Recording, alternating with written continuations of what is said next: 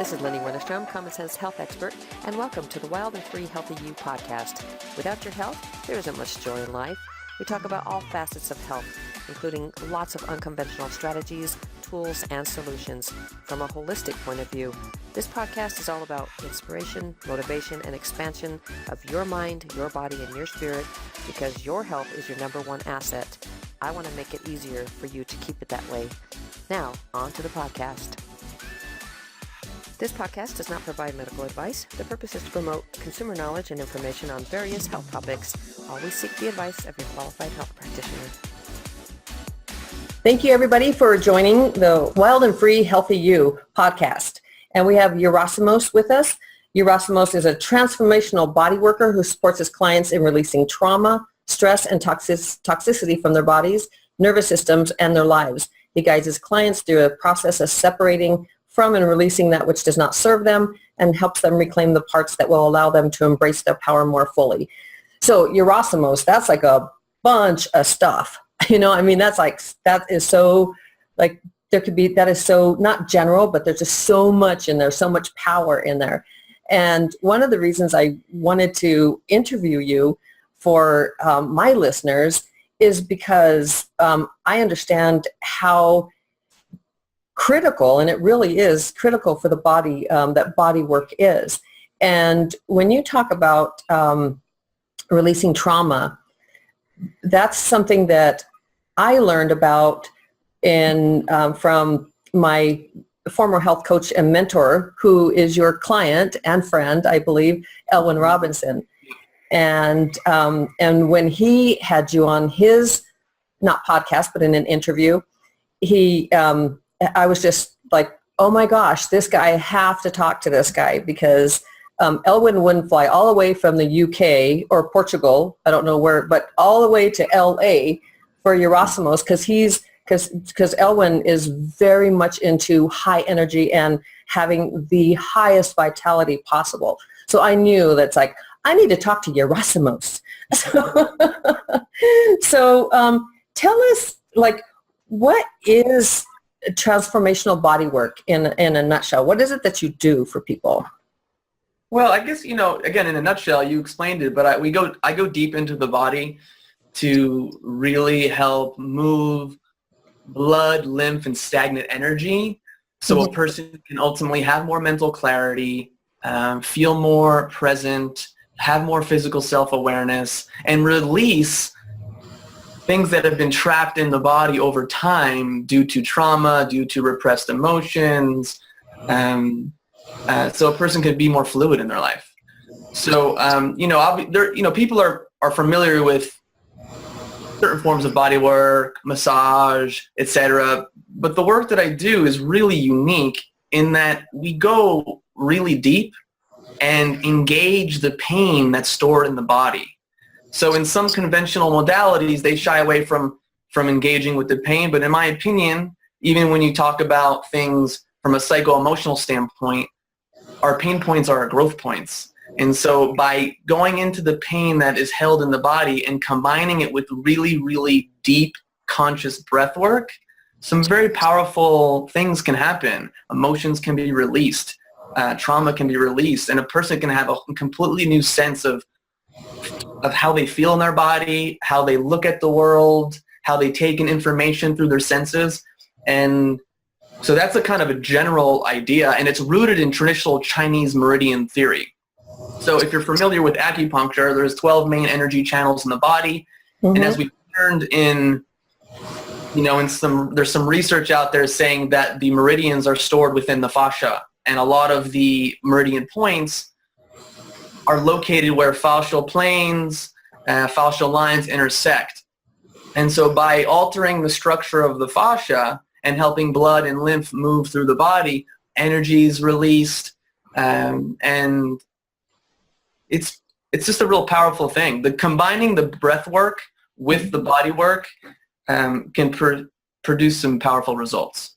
So what is fascia, or you say fascia? So what is that, and why is it important for people to understand?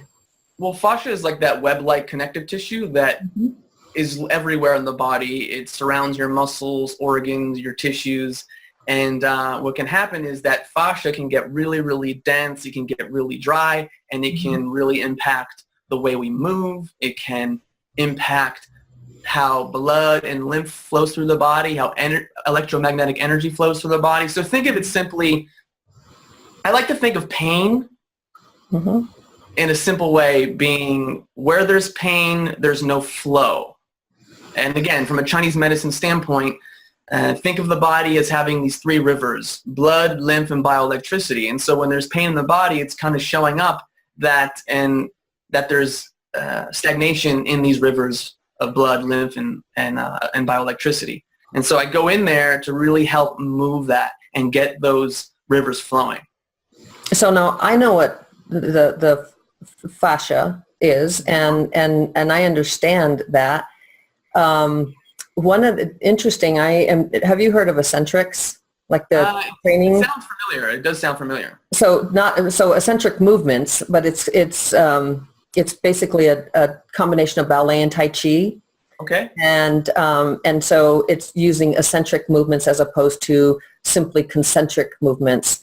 And so the fascia can literally get bound up, correct? I mean, you said it gets dense and it can actually get bound up.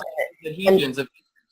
Okay, adhesions. So it gets like gluey. And when you talk about it getting dry, it's like exercise is so important, right? Because isn't that what lubricates the fascia? And movement helps lubricate the fascia. And a lot of people lead these sedentary lives, and on top of it, they're eating really toxic foods, thinking toxic thoughts. And so, our fascia is directly linked with our stress response. And so, when cortisol is released in the body too, it's going to impact the fascia in a negative way. I remember when I first learned about it, I was just blown away, like how critical that is to our health, because that conducts all the electricity and all the points. And when I had some body work done, I mean, all the points, literally the trigger points. So do you go after trigger points? I can in certain areas. I tend to work on the gross level of the tissue because I'm using my feet, the entire soles of my feet, and walking on a person with really deep rhythmic pressure while they're breathing. So I can work on certain spots with my hands in between certain parts of my session. Again, it all depends. But generally speaking, the one main modality I use is the one where I'm using my feet with the pressure and walking in parts of the body that correlate with the Chinese meridians. Well, where I was going with that is the how the body is so connected. It's a whole, I mean, I think we've been so that we're all pieces and parts, right? Yeah. You go to one doctor for this and another for, your gastroenterologist and enterologist and, and your neurologist, and you go, just depends on your body part, but it's all interconnected. And your work is really amazing in that it's like the full body. And so explain, you were on another interview I was watching you and listening to, and you were talking about how you walk on people, because when you say I walk on them, it's like, well, how are you walking on them? And how, I don't think you're just walking on fire on rocks, but how do you do that? What does a session with you look like? Okay. Well, first, when a person comes in, obviously we sit down, we talk a little bit about where they are, how they feel in their body, what their goals are, any pains they're feeling. Again, a lot of people come to me for a lot of psycho-emotional stuff too. They're feeling a little stagnant in their life. They've dealt with emotional trauma or sexual trauma. And so we'll have a quick little talk too, but with this kind of work, I think the power of it is in a sense, it bypasses the mind and goes directly into the body. And so after having someone for, I usually start off a session, I have this really high energy, powerful kind of vibration machine that I have people stand on for about 10 minutes that helps kind of warm up the body for the work we're going to do, help move a little lymph and increase communication between the cells. Then I place them on the floor. I have a mat on my floor. They lay down to start on their belly. Wait, can I ask you, what is that machine? Because that sounds super cool. The one I have, What does it do? Does it just does it just put in electrons in your body, or? No, it doesn't. It's, there's some people that can say you may be getting some, negative electromagnetic frequency from it, but yeah. I think the benefits outweigh the potential negatives for the, 5-10 minutes you're on it. And it's a plate. It almost looks like it's this machine that has this plate, and you stand on it and it vibrates at different frequencies and intensities really intensely. So your body is just shaking really, really fast and subtle, or there can be some more space between the waves of energy, and so it can just be more like that. And like when you talk, it has that kind of vibration, that vibratory. It sounds like you're doing vibrato. Oh. Something like that. So I think that's a nice warm-up to kind of get the body in a place to receive this much deeper work. And right. I will have people on the floor. Mm-hmm. And I have a walker. I literally have a walker that I thought that was so cool when you said that. I place right over the person's body. Now, I'll prop up like the lower leg with some pillows, because when I start working on someone, I always start on the backs of the legs, which correlate with the bladder channel in the Chinese meridian system. Okay. And there's reasons for that. The one reason is that it's the largest meridian in the body. It has the most acupuncture points. There's a lot of tissue in the backs of the legs and the calves. Also, due to gravity, a lot of stagnation can settle in the body. Toxins can settle in the lower part of the body. Mm-hmm. And it's also an emotional channel. So if you're looking at all 12 of the meridians, they also have, like, 3 of them are emotional, 3 of them are mental, 3 of them are physical, and 3 of them are spiritual or energetic. And they also have psycho-emotional traits associated with each one. Now, I won't go too deep into that right now, but the bladder channel is all about emotional honesty. And in my opinion, a foundational piece towards transformation is a person becoming emotionally honest with themselves and with other people. Mm-hmm. That's where things can really start. So what I'll do is I'll, again, place my walker over them, and then I'll start walking 1 foot on each hamstring, up and down the hamstrings, just like that. And what I do is I'll engage with the person. I'll ask them this question. If 10 is pure pain, 1 is pure pleasure, and 5 is neutral, meaning there's no pleasure, there's no pain, it just feels like someone's walking on you, like pressure, what's your level of comfort or discomfort? They'll tune into their body, and they'll give me a number. And I'll have them breathe relative to the number that they give me. So, for instance, 5 would be just you're aware of your breath coming in and coming out. But as the pain increases, a person's breathing deeper and faster. And, the breath helps oxygenate the system. It helps move energy. It creates a more healthy relationship with the sympathetic and parasympathetic systems in the body. And that's where, in my opinion and from my experience, is the breath with the deep body work. You're integrating the emotional body of a person, which is where the breath lives, with the physical body. And very often, emotions come up to the surface. It's an unconscious process that just happens. And sometimes it can last for 20, 30 minutes, like weeping and heaving and crying. Mm-hmm. It doesn't always happen, because I think by nature some people are more emotional than others. Right. And again, it depends on a person's level of toxicity, their history, etc. And so again, I'll start on the backs of the legs with 1-on-1 on the hamstrings. And then once the pain levels are if they're not too high, I will, after like 5 minutes, I'll move to 2 feet on one hamstring and go even deeper. And so again, I'm going like 1-on-1, 2-on-1, one hamstring, 2-on-1, other hamstring, and then I move down to the calves, which the calves tend to hold a lot of pain. They can be very tender. But again, I was blown away in the interview when you talked about that, because I do a lot of work in the gym, and the calves are always tender. Like it's always more difficult, and they fatigue much more quickly. I know they're a smaller muscle, but I mean, there's always some tenderness in there. And when I heard you on the interview talk about the calves, I was like, oh my gosh. I mean, I was kind of blown away by that. Explain that. Yeah, well, I think again, gravity plays a role in it, and there's something I learned recently from functional patterns as a system that I'm getting more into, and I think it's cutting edge in terms of helping people alter their posture and move better and get out of chronic pain. And I had read somewhere in one of their articles where when core strength isn't how it should be, that people compensate with their lower parts of their body, and so that's where a lot of excessive pain or tenderness can show up. That's one explanation that I've recently heard of. The explanation that is a lot more like true to me in terms of what I know, what I experience is, if a person holds on to a lot of their emotions, if they don't express their feelings in a healthy way, they can get stored up in those lower, the lower parts of the body. A lot of sadness, a lot of anger can be held in the calves, in my experience. So again, when I think of health, and even when I look at the body, it's usually a multifactorial, there are multiple things that are impacting a person: their diet, their nutrition, how they move, their emotional life, et cetera, et cetera. Yeah. Again, going back to the simplest thing is there's pain stored in the body.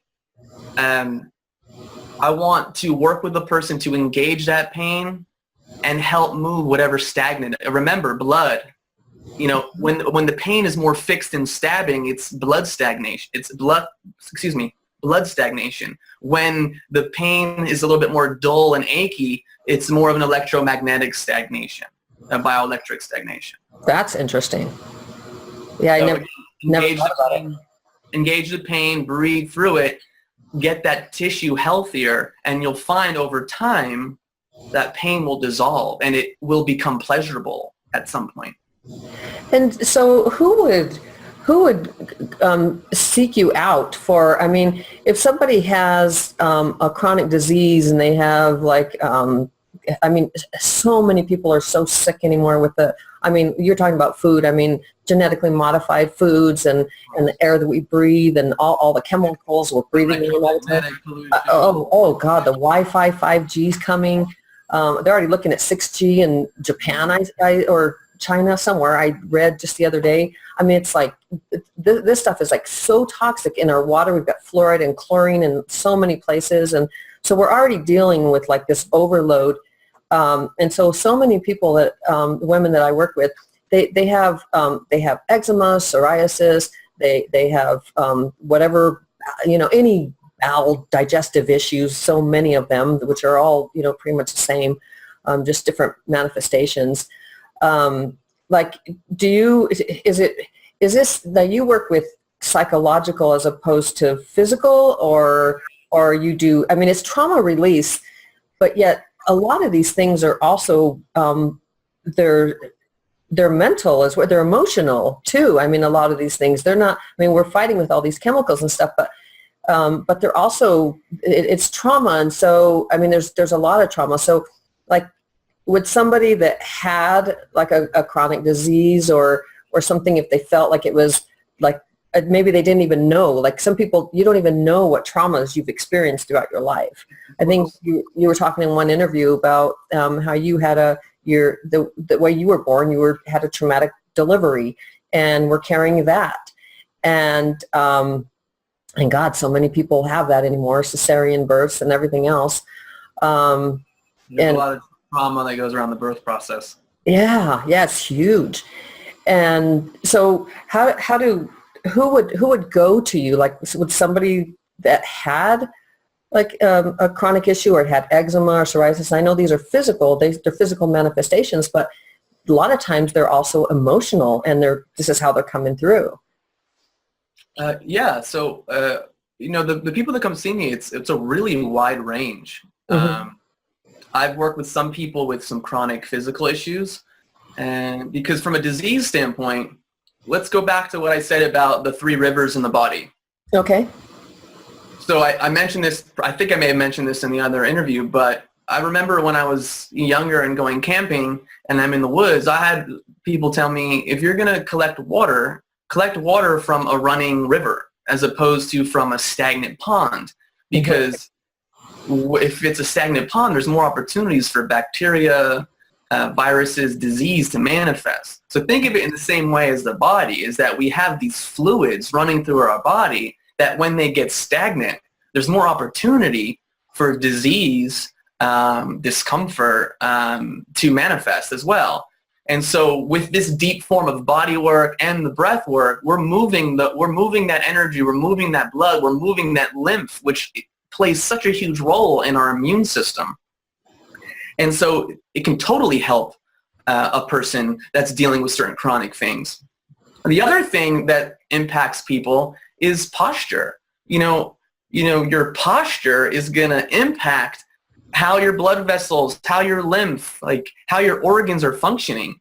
So, looking at tissue health and structural health as a foundational piece in one's health regimen, I think is extremely, extremely important. And people are getting more hip to it. And they're realizing that, they're not just going to fix their issues by just eating the right foods or just going to see a psychotherapist. You have to tackle it from so many different angles. And I think the body is the one piece that kind of has been ignored. I mean, besides, eating the right foods and that kind of thing, but it's been ignored in terms of what role can it really have on changing a person's physiology, deep body work, fixing your posture, and how then does that affect your psycho-emotional state and your level of stress and how you process things in life and how reactive you are to your environment. I think it's very, very important. So again, different people come to me for different reasons. Some people just go, someone texted me and said, I need to come see you. I'm having a rough time in my life. I feel really stuck. And so we'll go deep into the body. And a lot of times there's like a eruption, a volcanic eruption of emotion that has been locked in for so long.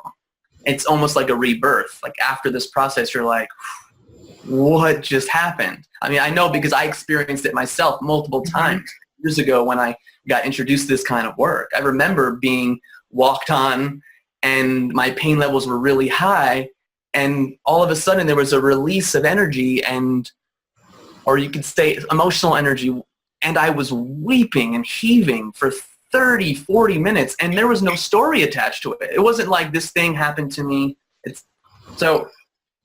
was just beautiful.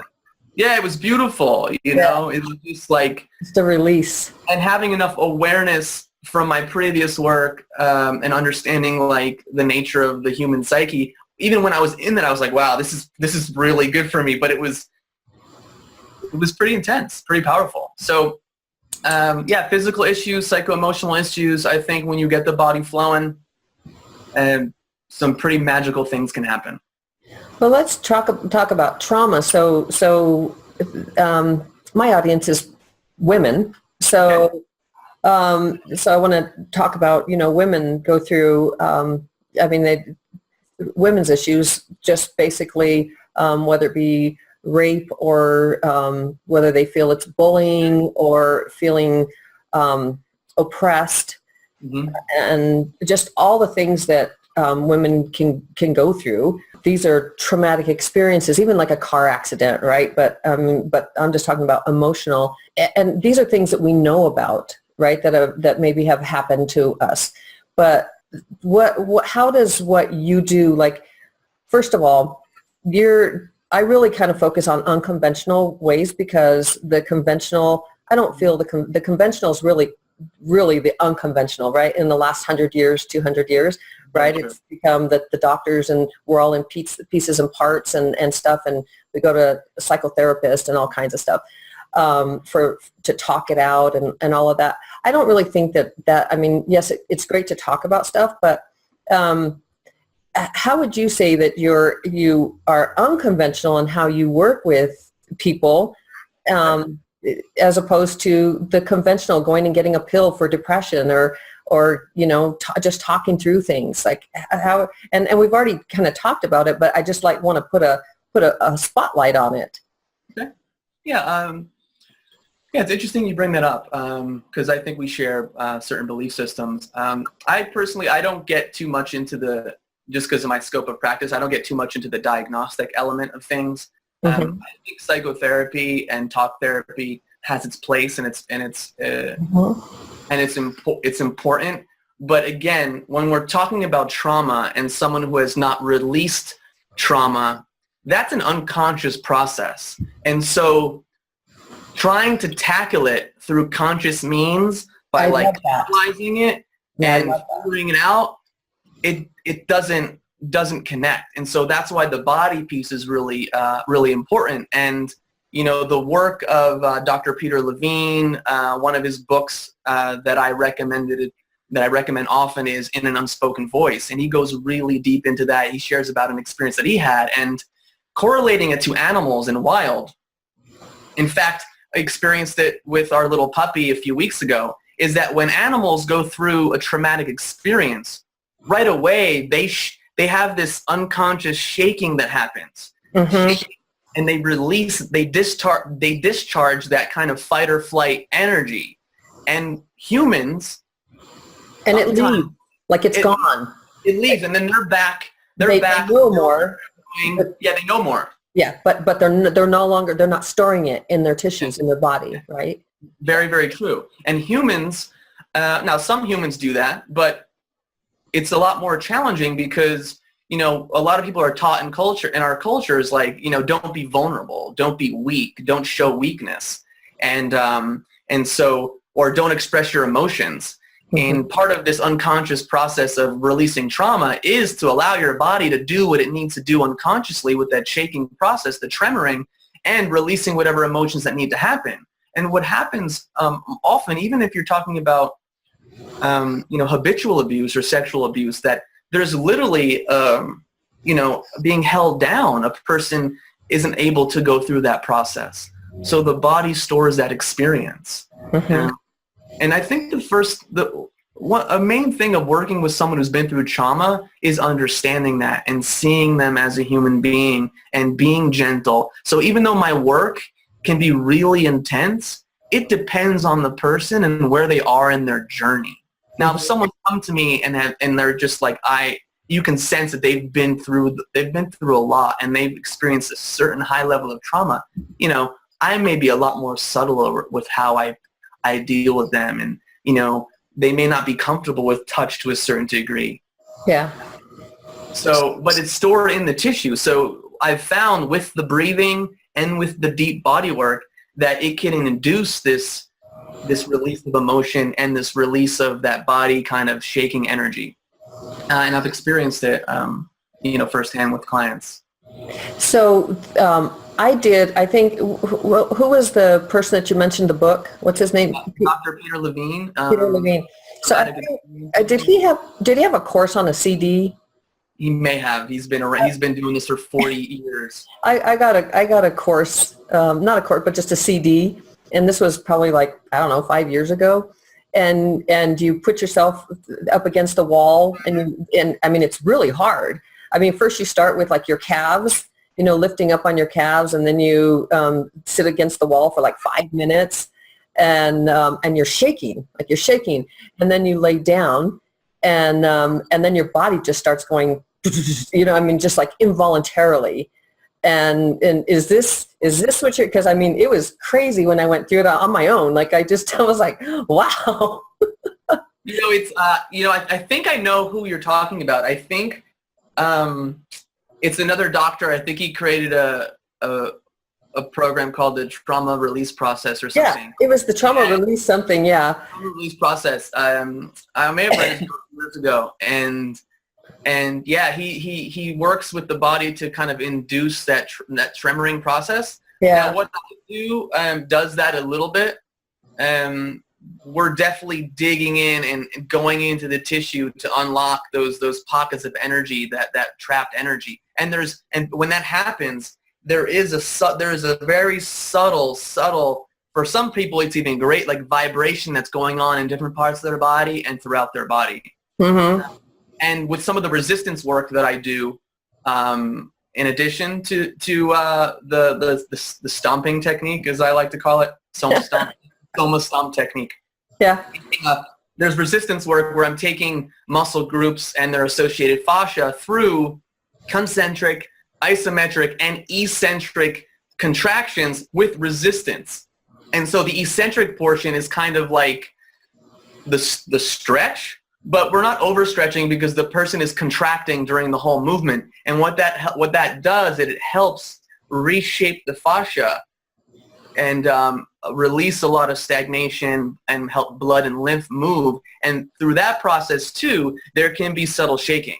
So again, so it's still releasing at the same time. So show me an eccentric movement. Show me what you did. Can you just is there anything that you can show me? Well, I mean, how do I do this? Well, just the idea of, I'll use as an example, okay? I'm going to move my thing down. Again, I don't always do this with people, but see, you have the bicep here, okay? So if I'm putting pressure on the hand, on the wrist here, right, and I'm coming up, this is the concentric movement. Right, exactly. This is where the muscle goes from long to short, right, okay? And then they're still resisting but not moving. That's the isometric contraction, okay? Then if I'm resisting against my hand and pushing it down, this is the eccentric portion. And so what happens is while they're contracting and I'm pushing down, some of this connective tissue and these fibers, they get to open up a little bit. And there's Chinese meridians that run through different parts of the body. And so what we're doing is we're opening up the energy channels. And again, I keep coming back to this, helping blood flow and helping lymph flow. Those three rivers of energy, really, really important. Three rivers, really important for them to move, because movement is the key. Yeah, that's what I was talking about, like the eccentrics that I'm getting certified in. That's like that Tai Chi and ballet, and it's eccentric movements as opposed to just concentric, and it is literally moving the fascia. And is it fascia? Is that how you pronounce it? I say fascia. I've said fascia before. I mean, you say tomato, I say tomato. I've said it for so many years that that's really funny. Well, I said fascia, and then I think, I don't know, last year I heard someone say fascia, and then I started saying fascia. I use it interchangeably. Depends on my mood, I think. That's so funny. So what could somebody, so somebody could go, I mean, so there's we talked about the mental and emotional and even physical. I mean, so if somebody has pain in their body, I mean, you do a lot of trauma release, but you also do the physical, correct? So if somebody has, and one of the reasons why I started with talking about in the beginning, I think I mentioned about pain. Well, I was talking about, I had asked you about trigger points, but it's because the body, it's so interconnected. And so when you touch one, I mean, there's referring patterns and stuff all over. And it refers. And so when I was talking about asking you about trigger points, it's just because when I've had this body work and you touch one part, you feel it totally in a whole different area of your body. And it's like, oh my God, it's like I'm feeling that down in my leg, and you're touching my, somewhere here, or you're pushing on something. And so if somebody has pain in their bladder or their groin area or something, and they're having all of a sudden then they get pain in their hip and their knees, and so you work with that correctly? I mean, correct? I do work with physical issues, but again, my expertise isn't in solving every single physical problem. I think there are other modalities out there that can support that, systems like functional patterns. They're reversing scoliosis. They're doing a lot of amazing things, and I have a basic understanding of that, and I'm learning more. Now, I help people with back pain. I help people with other some joint issues.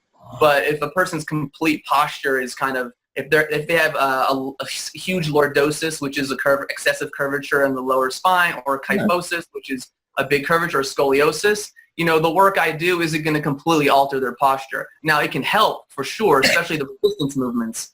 But I would say the resistance work that I do, that I mentioned before, I could work on different parts of the body, different parts of the legs, and the hamstrings, hip flexors, glutes that are gonna support that process. And people come to me with some lower back pain as well, and I'll do a lot of work on the hip flexors. Yeah. And again, releasing the fascia is going to help as well, can help a person relieve some injury too. So the tissue work is the foundation.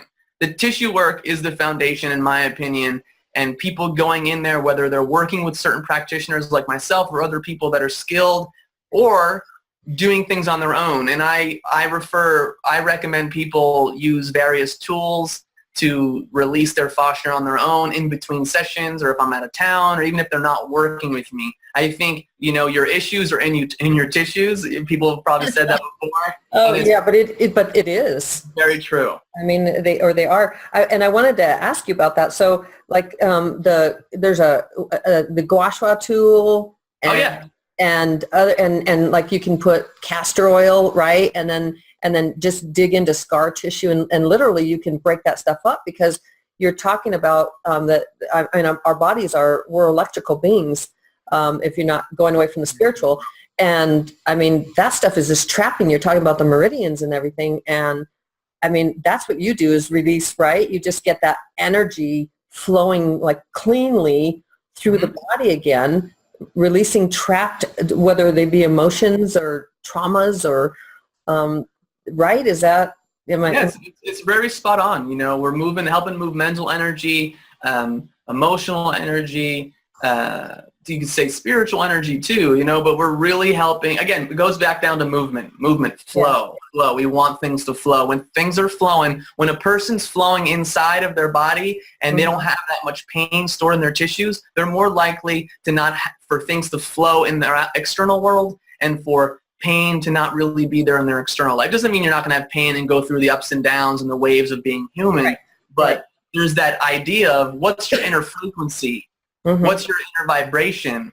And then how is that impacting your life situation and the things that are being attracted to you?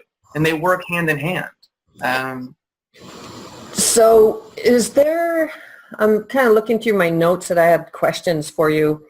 I have a couple of things that I want to get to before we end that. But so what happens is, somebody goes in for a traumatic experience, say sexual abuse or something, and when you are able to help them to release that, because I know you're a facilitator and it's really their body doing the work, there's a disconnect, right? Like from the hippocampus or from that part of the brain that stores those things. How does that, like, so when there's a release, is it just gone?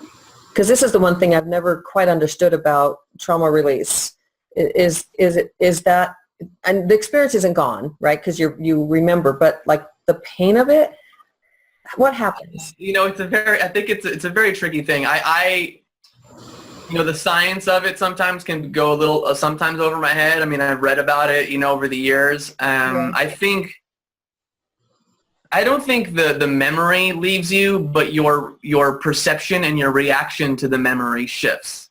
And so that fight or flight kind of entered the sympathetic stress that's been stored in the body that wasn't released. When that gets released, it shifts the health of a person's nervous system. And so their ability to react differently to stressful situations in life changes as well.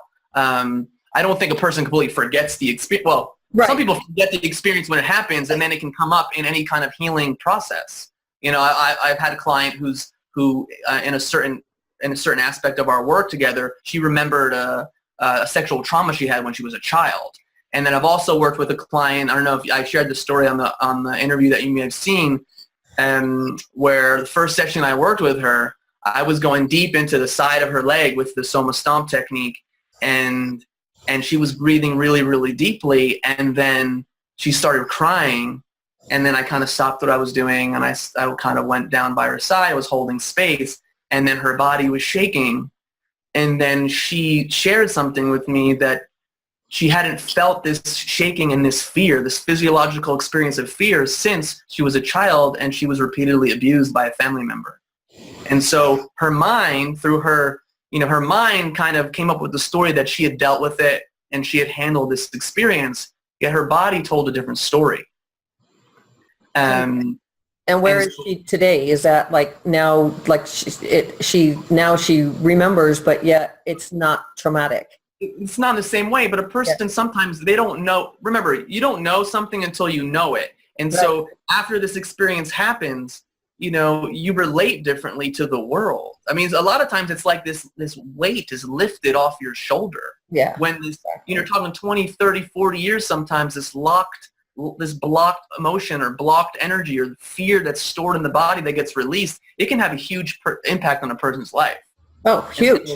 So one of the main things that people tell me that work with me for a while, or even after a few sessions, but I personally like to work with a person, at least 5 to 10 times if they're able to, if not more, is that they feel much lighter. They're less reactive to the things in their external reality. The stuff that used to trigger them doesn't trigger them like it used to. They feel more present. They have more mental clarity. I mean, these are byproducts of going deep into your body, into yourself, and dealing with things that perhaps your conscious mind doesn't want to deal with. Yeah. Yet we go directly into the subconscious, into the body, and by altering that and shifting that and facilitating these kinds of releases, they transform a person's psycho-emotional state and their mental and emotional presence in life. Yeah, no, I agree. I get that hugely. So, I want to ask another question that it's funny that you touched on that. I mean, I know that there's something like within me because I'll get like these, I'll just be coming home from the gym. It's like, it happens kind of a lot. And I'll just be driving home and I'll be like feeling so good. And then all of a sudden I just feel like crying and I'll get like tears well up. And then they go away and I just kind of start laughing at myself, like, where'd that come from? And sometimes I try and like let it out. And it's like, there's not really any more to let out. I have no idea like what that is. It's like the weirdest thing. You have any idea? I mean, if I understand what you're saying is that, I think the body has an intelligence that it goes back to equilibrium. So a person who lets, there are a lot of people who are afraid of letting out an emotion, or they're not even conscious of it because there's this fear that they're never going to stop. The crying's never going to stop. But that doesn't happen, And so I'm an advocate of expressing your emotions in a healthy and safe manner. And so I think crying is a beautiful thing. And if you can induce crying by listening to a song that you love or watching a movie that stirs up emotions, I think it's really, really valuable. And in our nonstop distracted society, go, type A, Western mindset, how often do we have the opportunity to just settle and be with ourselves and allow the natural uprising of these emotions? Because we're usually distracting ourselves from our vulnerability because it feels a lot safer to be in a much more certain, controlled, powerful mindset. I agree hugely. I mean, I'm all about self-love and self-care. And that's one of the things that I preach. And I really try and turn that preaching around to myself all the time because it's really key to health. Charity starts at home, like you gotta take care of your vessel. So hopefully you can support other people with a full tank of gas, with a healthy, with self-love. And, it's really important. Yerasimos, that was beautiful right there. And I would end it on that note, but I have to ask this question because I just ask as many questions you want. I don't have the answer to this, but I've always wondered about people who are getting all these tattoos and everything. I mean, does that not interfere with fascia at some level and with the conductivity? And I mean, it just, besides the ink being toxic, it really concerns me for, this generation and future generations that, I mean, I should just ask you, what are your thoughts on that? Yeah, this is a tricky topic. I don't have any tattoos. I have many friends who have lots of tattoos. Mm-hmm. I've heard a few like health experts talk about it. I don't know if you know Dr. Jack Kruse. He's a neurosurgeon and No. optimal health advocate guy, and he's really into quantum biology and how EMFs and Wi-Fi and cellular radiation really impact our health. And he goes into it that there is the level of toxicity that can impact you from tattoos, but I think there's something, I don't know what they're based in. Again, I don't know enough about tattoos, but how electromagnetic fields interact with the ink in your body. Mm-hmm. And don't quote me on this. It may act as a conductor of this energy. So I think having tattoos in a 5G world, again, this is my hypothesis based on some things that I've heard, is probably not ideal. Though I think there's ways to mitigate it, and you don't want to go into the negative thinking of like, oh my God, I have tattoos. I can't survive. I'm unhealthy. You know what I mean? Right. No, but I mean, there needs to be an awareness around it because it's just becoming such a thing that it's like, I know so many, and it's not just young people, it's people my age and people older than me that are like getting their first tattoos, and then they decide they want sleeves, and then they just get addicted to it. And I do believe there are heavy metals in there, and that's in the ink, and that's why they'd be conductive. But so I was just curious about how you thought about that, because okay, let me see what else because it's just always on my mind. It's just I hear you. I'm right there with you. I care. Yeah. It's like on one side I like the creativity and the artistic element of it. Yeah. And very much so. The person having sovereignty over their own body and allowed to do whatever they want. I advocate that. Though there's usually two sides to most things. You got to look on the flip side. And so, you make a certain choice, there could be a potential negative thing that comes from it as well. And so again, I haven't gone deep into the science. You don't have to explain Yerasimos. I'm always curious about those, things like that because these are choices, what you talked about, choices. And I'm always talking about choices because sometimes you can't, a choice has consequences, and sometimes you can't reverse a choice.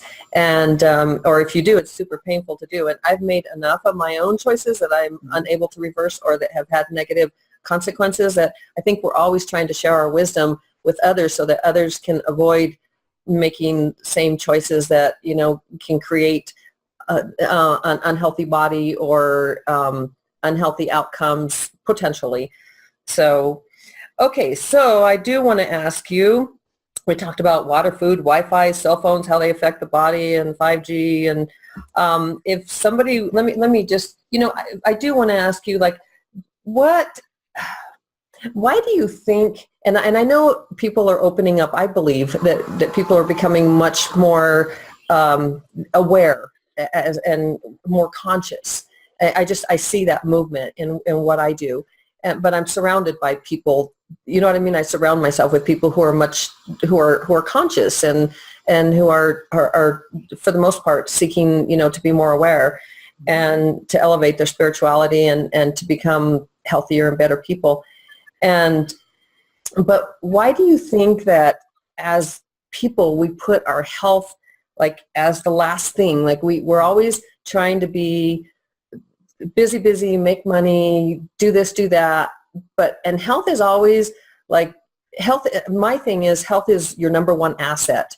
So I help you to protect it, self-love, self-care, those things. I'm a common sense health expert, meaning common sense stuff like drink water, get enough sleep. When you do the basics, I love it. Common sense is not taught any longer. It's not so common. It's not so common. It's very unconventional. This is where I come up with the unconventional. And, so why do you think that people take their health for granted? What are your thoughts on that? I know I did until I reached a crisis point, and it's unfortunate that so many of us get to that, but it sounds like you had kind of a different journey. And why do you think that as people, we take our health for granted and put it on the back burner until there is a crisis, and we don't seek somebody like you out before we get to a crisis point? Yeah, it's a lot of things. I think there's a lack of education, and there's a lot of programming out there to be a certain way. You have the media, you have different industries. You're getting bombarded over the head all the time to be a certain way, to look a certain way. Things get passed down through the generations, but lack of education, starting from what do you learn from your primary caregivers? How were they educated? What did they learn? What were their belief systems? Mm-hmm. What did they put out into how did they think in regards to all this? And to piggyback on what you said right when you started talking, there's a quote that I'm not sure who said it, but I love it and it stayed with me for so long. It's, people spend their health trying to achieve wealth, and then they spend their wealth trying to achieve their health. And it's such a backwards priority. Yes. Because, at the foundational level, and I'm sure you agree with me, if you don't have health, how can you experience art to the fullest degree? How can you even achieve wealth? How could, health is the foundation. And I think people just don't know. We have these eyes that go outside, that go external. And so the external world becomes the focus and the internal world takes a back seat for most people. Yeah. And it's beyond an individual thing. People are affected on a collective level. I think there's a lot of collective brainwashing going on. I don't think, I don't want to go into too out there stuff, but the powers that be, people don't make money if people are healthy. There are a lot of industries that are built on the foundation of people being sick, people having insecurities, people not feeling good about themselves, because it forces people to consume. Mm-hmm. So I think people are getting more hip to it, more aware to it because of a combination of things. Social media and the internet, it has its negatives, but the positives are people have access to all sorts of information from all parts of the world. And on some level, there's a tipping point. Things can only go so long. True. Before there's a shift. And our health in this country, and I'm not telling you things that you don't know, is that our health in this country is degenerating. Crap. And it's crap. And these conventional models, although they are unconventional if you're thinking about it in terms of just a few hundred years, these more conventional mainstream models of health and medicine, if they were working, people would be healthy. Yeah, exactly. So talk about common sense. It ain't working. This is exactly why years ago I coined myself common sense health expert, because it's just not being taught in schools, how to hydrate, when to hydrate, what kind of water. I mean, you have it's just our world is so crazy, and putting the cell phones up to your ear and putting guys putting it in their pockets and girls in their back pockets, and it's affecting their ability to procreate. So sticking with Wi-Fi next to your bed. I mean, it's it's crazy, and so I just try and do just little bits into the world and just show a little bit of common sense wherever I can, and you're part of my common sense today. I'm so grateful to be here and talk with you, and I love the work that you're doing. Common sense needs to become more common. It really does. It's really very uncommon. So how can Yerasimos, how can people contact you if they want to follow you? You have a Facebook page. Do you have a website? Where can they? Yeah, I think the best way is to connect with me on Facebook, because I like to post lots of articles about health on Facebook and share things. I love sorry to interrupt, but I love your Facebook page. No worries. Thank you. It's just, I guess, facebook.com/Yerasimos, which is YERASIMOS. Instagram is the other area as well. It's at Healing with Yerasimos, which is healing with, and then Yerasimos, YERASIMOS. And my website, Yerasimos, and my website is www.healingwithyerasimos.com. It's a real general one-page kind of intro address. Intro website. And my email as well is healingwithyerasimos@gmail.com. But that's the best way for people to follow me. I work traditionally outside of my home. I work outside. I can't even talk today. I work in Santa Monica, close to Venice. I do go out to Arizona, Phoenix, Scottsdale area. Occasionally I have some clients there. I have clients in New York City, Europe, but primarily it's California. And so people do fly in sometimes for intensives where I'll work with them, twice a day for 3 days and really go deep into the work. But yeah, those are the ways to connect with me. And I love to connect with people, and I love to answer questions because we're all in this together. Exactly. And supporting one another. And is there a professional organization for people to find if they are unable to connect with you or in their local town where they can find people who do what you do? And the way that I do the work, it's kind of an integration of various things I've learned. I had a mentor that I met when I first moved to Los Angeles, and he showed me some of these things. Mm-hmm. So it's kind of tricky. So you're specialized. Yeah, I'm kind of specialized, I would say, because I want to tackle things on the physical level, but the psycho-emotional and spiritual level. There's some verbal, energetic clearing work that I'll do in my sessions, depending on if people call for it. Again, it depends on the person, where they are, how open they are. But I do recommend people to really work at home on their own tissues and utilize tools like a hard medicine ball or lacrosse balls or PVC pipes to slowly roll out their tissues. I know I mentioned it earlier, but there's, again, just because I tend not to vouch or be an advocate for a lot of things unless I think they're really powerful and cutting edge.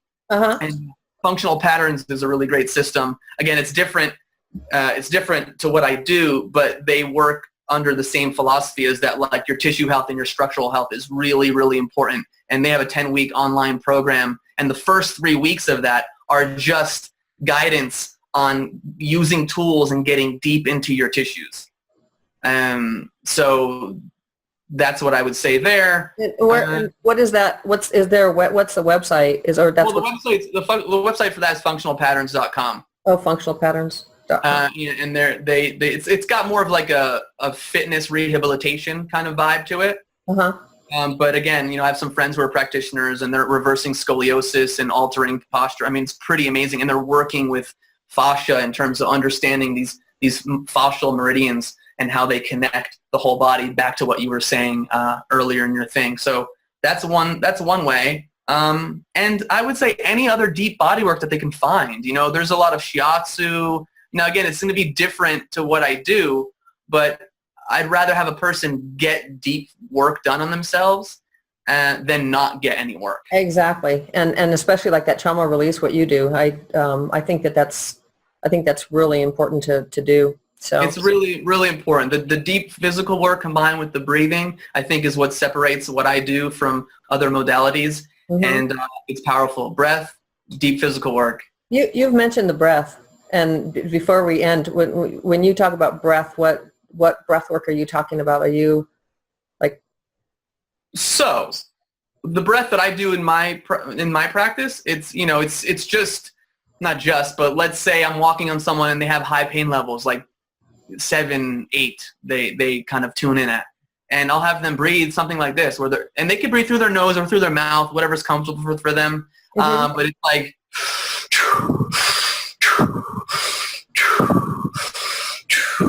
And there's different sounds I use depending on the meridians that I'm walking on, because different Chinese meridians have different sounds associated with them. So the sound of the bladder channel, which is the foundational work, has a sound of CHU.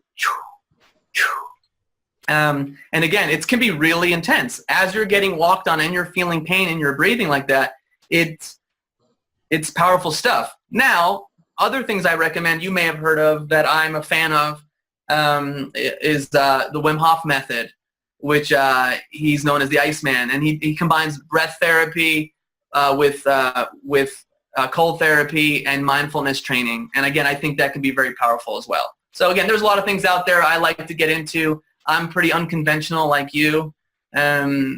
What's cutting edge, what's challenging the status quo, and what's creating results and showcasing results. And that's what I look for. Is like, how does a person look and feel after using a certain modality, for either it's just one session or a multiple sessions. It's really important, I think. Love it. Gaining those personal testimonials. Yerasimos, I love you, and I really appreciate you taking time to share your experiences and your expertise with people and teach people to be better and to be their highest selves and feel better and look better, and from posture to physical to mental, spiritual, all those things are just so key to living a really good, happy, best life.